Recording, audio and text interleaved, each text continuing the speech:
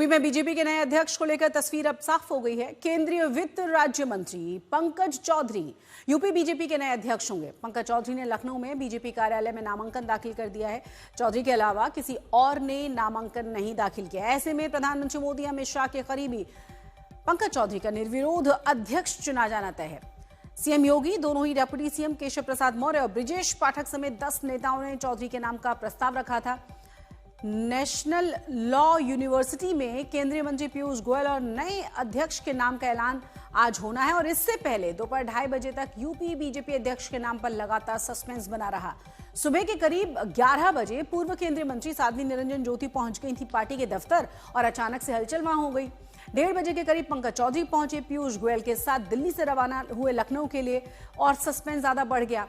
कहा यह गया कि अभी पार्टी दफ्तर जा रहा हूं और बाद में पता चलेगा कि कौन अध्यक्ष है। हालांकि कुछ ही देर के बाद मंत्री स्वतंत्र देव सिंह ने पहली बार बिना नाम लिए नए प्रदेश अध्यक्ष का खुलासा किया। मंत्री पंकज चौधरी का निर्विरोध निर्वाचन आज भाजपा कार्यालय में हुआ है। हमारे साथ इस वक्त वो मौजूद हैं। बहुत स्वागत है आपका आज तक पर। एक बड़ी जिम्मेदारी मिलनी लगभग तय है, निर्वाचन हुआ है। आप किस तरह से देख रहे हैं? आपका यूपी से जुड़ाव रहा है, पूर्वांचल की जमीन पर आप 7 बार के सांसद रहे हैं। अब लखनऊ की सरजमी पर एक नई पारी की शुरुआत। देखिए, अभी आज तो पर्चा दाखिला हुआ, स्क्रूटनिंग हो रही है। आधिकारिक घोषणा कल 2 बजे होगी।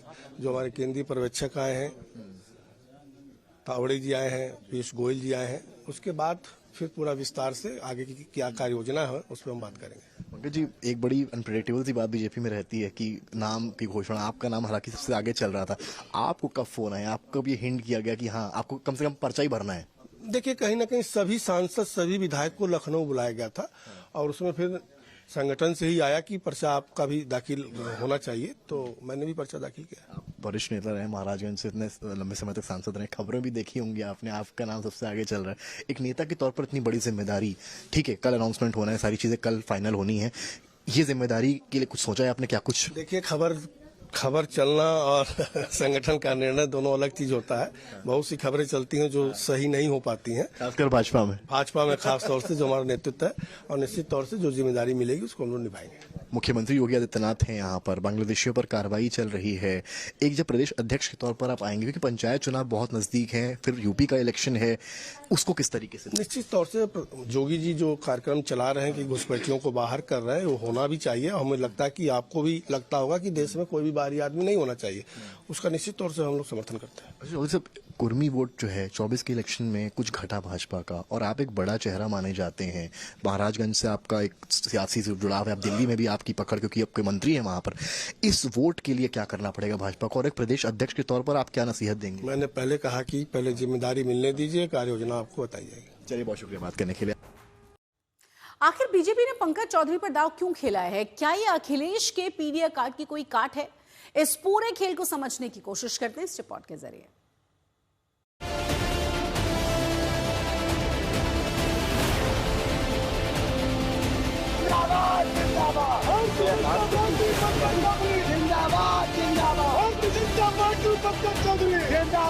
जिंदाबाद 2027 अभी दूर है, लेकिन यूपी में बीजेपी ने पासा फेंक दिया है। ये पासा है संगठन का, समीकरण का और यूपी में सत्ता में तीसरी बार हैट्रिक की चाहत का। जहां 2024 लोकसभा चुनाव में बीजेपी को झटका लगा, ओबीसी वोट खिसका, वहीं बीजेपी ने जवाब तलाशा है। नाम है पंकज चौधरी, जिन्होंने यूपी बीजेपी प्रदेश अध्यक्ष के लिए दावा ठोक दिया। लखनऊ में बीजेपी कार्यालय में नामांकन किया। मुख्यमंत्री योगी आदित्यनाथ, उप मुख्यमंत्री केशव प्रसाद मौर्य और ब्रजेश पाठक उनके प्रस्तावक बने। अब ये तो भैया पर्चा दाखिला हुआ है, 5 सेट में पर्चा दाखिला हुआ है और अभी स्क्रूटनिंग चल रही है, और स्क्रूटनिंग के बाद जब कल घोषणा होगा तब मैं आगे और कुछ बताऊंगा आपको। निश्चित तौर से कोई पद बड़ा और छोटा नहीं होता, जो दायित्व मिलता है उस दायित्व को पार्टी का कार्यकर्ता होने के नाते पूरा तन मन धन से हम लोग उसको निभाते हैं। ये तस्वीर महज औपचारिक नहीं बल्कि राजनीतिक संदेश है। पंकज चौधरी महाराजगंज से 7 बार के सांसद हैं, कुर्मी समाज का बड़ा चेहरा है। बीजेपी जानती है कि 2024 के लोकसभा चुनाव में क्या हुआ। ओबीसी वोट बैंक में दरार पड़ी, इसी दरार को भरने की कोशिश है। पंकज चौधरी से पहले भूपेंद्र चौधरी के हाथ में यूपी बीजेपी प्रदेश अध्यक्ष की कमान रही। 2022 में चौधरी भूपेंद्र सिंह यूपी बीजेपी अध्यक्ष बने। जाट समाज से आने वाले भूपेंद्र चौधरी के नेतृत्व में बीजेपी को 2024 के लोकसभा चुनाव में यूपी में इंडिया गठबंधन से बड़ा झटका लगा। प्रदेश में बीजेपी 33 सीटों पर सिमट गई। हालांकि इसके बाद हुए विधानसभा उपचुनाव में बीजेपी ने 9 में से 6 सीटें जीतकर आंशिक वापसी की, लेकिन अब बीजेपी 2027 विधानसभा चुनाव को लेकर बड़ी रणनीति पर काम कर रही है। इसलिए प्रदेश अध्यक्ष की कमान ऐसे नेता के कंधों पर दे रही है जिनके पास राजनीतिक अनुभव 36 साल से ज्यादा है। चौधरी जी का पर्चा दाखिल हुआ, उसको पार्टी के विधायकों ने, जिला अध्यक्षों ने, सांसदों ने और जो हमारे प्रदेश परिषद के सदस्य हैं उन्होंने उनका नाम को प्रस्तावित किया और समर्थन किया। कोई दूसरा जो है पर्चा नहीं आया, इसलिए हम लोग के चुनाव अधिकारी जो प्रदेश के हैं डॉक्टर महेंद्र पांडे जी, उन्होंने सर्वसम्मति से एक ही नाम आया, इसलिए उनको निर्वाचित घोषित करके उत्तर प्रदेश का भारतीय जनता पार्टी का अध्यक्ष घोषित किया। पंकज चौधरी कोई नया प्रयोग नहीं। पंकज चौधरी सिर्फ संगठन का नाम नहीं, अनुभव का चेहरा है, जमीन से निकले नेता है। पंकज चौधरी ने अपना राजनीतिक सफर 1989 से शुरू किया था। उन्होंने गोरखपुर नगर निगम में पार्षद का चुनाव लड़ा और जीत गए। जो सियासत गली से शुरू हुई वो संसद तक भी पहुंची। पंकज चौधरी महाराजगंज लोकसभा क्षेत्र से 7 बार सांसद चुने जा चुके हैं और 1991 से अब तक वो इस सीट से कई बार जीत हासिल कर चुके हैं। आज केंद्र में वित्त राज्य मंत्री हैं। बीजेपी ने यूपी में एक और दिलचस्प सियासी संकेत दिया है। पंकज चौधरी के यूपी बीजेपी अध्यक्ष बनते ही 2 चेहरे मुख्यमंत्री और प्रदेश अध्यक्ष पूर्वांचल से होंगे। सीएम गोरखपुर से हैं तो प्रदेश अध्यक्ष महाराजगंज से। दोनों पड़ोसी जिले और एक ही राजनीतिक भूगोल। पूर्वांचल बीजेपी के लिए कमजोर कड़ी है। पूर्वांचल क्षेत्र में लोकसभा की 26 सीटें हैं।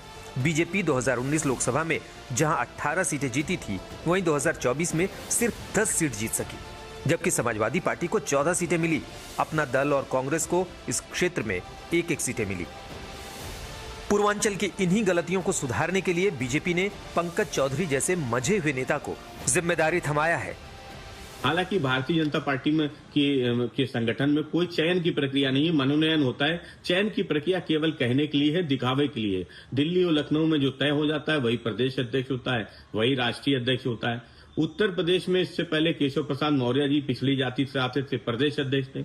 किस तरह से पिछड़ों का हक मारा गया और जो लगातार उत्तर प्रदेश की सरकार लगातार पिछड़ों को हक से वंचित कर रही, आरक्षण से वंचित कर रही, दलितों पे अत्याचार हो रहा है, अल्पसंख्यकों पे अत्याचार हो रहा है। इसलिए संगठन में भारतीय जनता पार्टी के कौन प्रदेश अध्यक्ष बनता है, उससे न पिछड़ों का भला होने जा रहा है, न उत्तर प्रदेश की जनता का भला होने। बीजेपी का दावा है कि यह फैसला संतुलन का है, अनुभव का है और भविष्य की जरूरत का है। लेकिन विपक्ष पूछ रहा है कि क्या चेहरा बदलने से सियासत बदल जाएगी? क्या सामाजिक समीकरण फिर से जुड़ेंगे? क्या पंकज चौधरी को यूपी बीजेपी का प्रदेश अध्यक्ष बनाने का फायदा 2027 विधानसभा चुनाव में मिलेगा? पंकज चौधरी का नाम पिछले 3 दिनों से लगातार प्रदेश अध्यक्ष के सूची में, रेस में सबसे आगे चल रहा था और आज दोपहर में उनका जब यहां आगमन होता है तो विनोद तावड़े, मुख्यमंत्री योगी आदित्यनाथ, डिप्टी सीएम केशव मौर्य, ब्रजेश पाठक जैसे नेताओं के बीच निर्विरोध नामांकन उनका किया जाता है। आधिकारिक घोषणा केंद्रीय मंत्री पीयूष गोयल कल राजधानी लखनऊ में करेंगे, लेकिन निर्विरोध निर्वाचन से एक बात साफ हो गई है कि मुख्यमंत्री और प्रदेश अध्यक्ष यानी कि भाजपा ने पूर्वांचल में पकड़ और मजबूत करने की कवायद शुरू कर दी है और उत्तर प्रदेश चुनाव और पंचायत चुनाव से पहले दलित, ओबीसी और खासकर कुर्मी वोट पर पकड़ बनाने की ये कोशिश कर रही है। कैमरामैन संजय के साथ समर्थ श्रीवास्तव, लखनऊ आज तक।